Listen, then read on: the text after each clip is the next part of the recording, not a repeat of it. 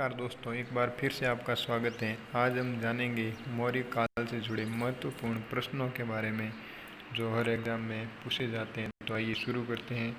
पहला क्वेश्चन है, अंतिम मौर्य सम्राट की हत्या किसने की थी? तो इसका सही जवाब है पुष्यमित्र ने। दूसरा प्रश्न है, शुंग वंश की स्थापना किसने की थी? तो इसका सही जवाब है पुष्यमित्र ने। वहीं कर्ण वंश की स्थापना किसने की थी? तो वासुदेव कर्ण ने कर्ण वंश की स्थापना की थी। वहीं बात की जाए अगले प्रश्न की, तो सातवाहन या आंध्र सातवाहन वंश की स्थापना किसने की थी?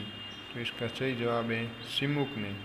वहीं पांचवें प्रश्न की बात की जाए तो किसके अधीन सातवाहनों ने अधिकारियों के रूप में कार्य किया? तो इसका सही जवाब है मौर्यों के अधीन। छठा प्रश्न है, कौन सा कुषाण शासक था जिसने बौद्ध धर्म अपना लिया था? इसका सही जवाब है कनिष्क।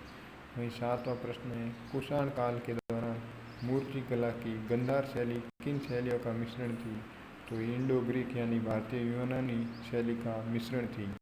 अगले प्रश्न की बात की जाए तो वो है, कनिष्क की राजधानी कहाँ थी? तो पुरुषोत्तपुर व मथुरा कनिष्क की राजधानी थी। वहीं बात की जाए अगले प्रश्न की, तो पुरुषपुर का दूसरा नाम क्या है? तो पुरुषपुर का दूसरा नाम पेशावर है। 10वें प्रश्न की बात करेंगे, सरक किसके राजवैद्य थे? तो ये कनिष्क के राजवैद्य थे। वहीं तक्षशिला किस शैली की कला के लिए प्रसिद्ध है? तो ये गांधार कला के लिए प्रसिद्ध है। 12वें प्रश्न की बात करें तो भारत में सर्वप्रथम स्वर्ण मुद्राएं किसने चलाई? तो ये इसका सही जवाब है इंडो ग्रीक यानी बैक्टीरियन ग्रीकों ने। वहीं किस संग्रहालय में कुषाणकालीन मूर्तियाँ सबसे अधिक हैं? तो मथुरा संग्रहालय में कुषाणकालीन मूर्तियाँ सबसे अधिक हैं।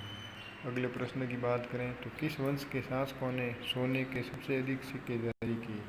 तो कुषाण वंश के शासकों ने सोने के सर्वाधिक सिक्के जारी किए। वहीं अगले प्रश्न की बात करें तो सातवाहनों के समय किस धातु की मुद्रा सर्वाधिक थी? तो इसका सही जवाब है सीसा। अगले प्रश्न की बात करेंगे, नागार्जुन अश्व गोश्व वसुमित्र किसके समकालीन थे? तो ये कनिष्क के समकालीन थे। वहीं 68 ईस्वी का शक संवत किसने चलाया? तो ये शक संवत चलाया था कनिष्क ने। वहीं तक्षशिला वर्तमान में कहाँ स्थित है?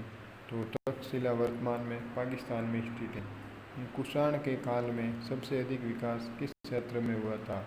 तो इसका सही जवाब है वास्तुकला। सातवाहनों ने अपना शासन कहाँ शुरू किया था? तो सातवाहनों ने अपना शासन महाराष्ट्र में शुरू किया था। सातवाहनों की राजधानी कहाँ थी? तो पैठन थी सातवाहनों की राजधानी। किस सातवाहन सम्राट ने गाथा सप्तशती नामक महत्वपूर्ण कृति की रचना की? तो हाल ने इसकी रचना की। मौर्यों के बाद दक्षिण भारत में सबसे प्रभावशाली राज्य किसका था? तो वह सातवाहन का था। बुद्ध की खड़ी प्रतिमा किसके काल में बनवाई गई? तो ये कुषाण के काल में बनवाई गई थी। शुंग वंश के बाद किस वंश ने भारत पर राज्य किया? तो ये कर्ण वंश था। किस चीनी जनरल ने कनिष्क को हराया था? तो पैक शाओ ने कनिष्क को हराया था। वहीं कनिष्क बौद्ध धर्म की किस शाखा का अनुयायी था? तो ये महायान शाखा का अनुयायी था। प्राचीन भारत के महान व्याकरण विद्वान पतंजलि किसके समकालीन थे? तो ये पुष्यमित्र के समकालीन थे। भारत में किसके द्वारा पहली बार सैनिक शासन व्यवहार में लाया गया? तो ये इंडो ग्रीक द्वारा लाया गया। वहीं ईसा पूर्व दूसरी सदी के आरंभ में उत्तरी अफगानिस्तान में किसका शासन था? तो बैक्ट्रिया का शासन था। प्राचीन भारत में किसने नियमित रूप से सोने के सिक्के चलाए? तो इसका सही जवाब है कुषाण ने। सातवाहनों का समाज कैसा था? तो सातवाहनों का समाज मात्र सत्तात्मक था। कनिष्क किस जाति से संबंधित था? तो ये चीन की यूसी जनजाति से संबंधित था। भारत का आइंस्टाइन किसे कहा जाता है? तो नागार्जुन को भारत का आइंस्टीन कहा जाता है। पुष्यमित्र किस धर्म का समर्थक था? तो ये ब्राह्मण धर्म का समर्थक था। बेसनगर में स्थित गरुड़ स्तंभ का निर्माण किसने कराया?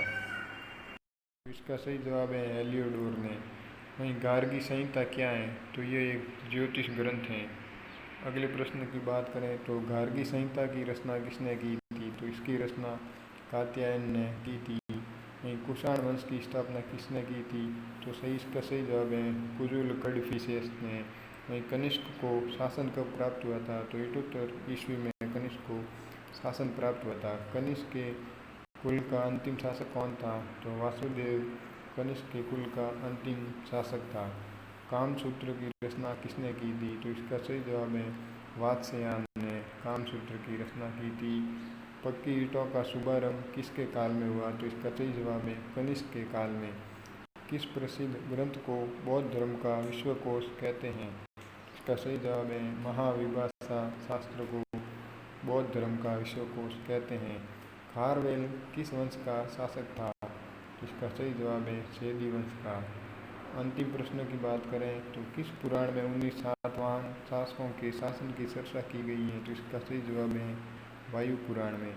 तो ये हमने जाना मौर्य काल से जुड़े टॉप 50 प्रश्नों के बारे में। वीडियो अच्छी लगी हो तो ज़्यादा से ज़्यादा शेयर कीजिए तथा चैनल को सब्सक्राइब कीजिए। नमस्कार, जय हिंद।